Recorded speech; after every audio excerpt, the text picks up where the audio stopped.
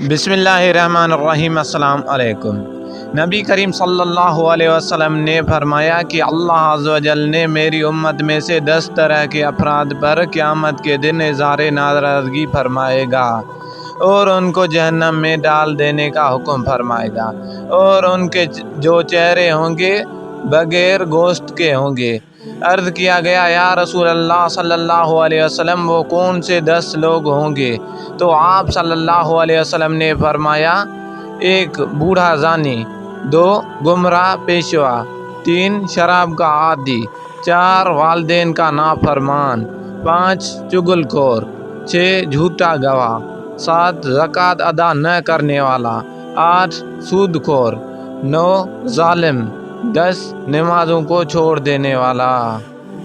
دوستو، یہ تھی ہماری آج کی ویڈیو۔ آپ کو کیسے لگی اپنی رائے سے ضرور آگاہ کیجیے، اور اگر پسند آئی ہے تو اسے لائک اور شیئر ضرور کریں۔ انشاءاللہ ہماری ملاقات اگلی ویڈیو میں ہوگی، تب تک کے لیے اجازت دیجیے۔ اللہ حافظ۔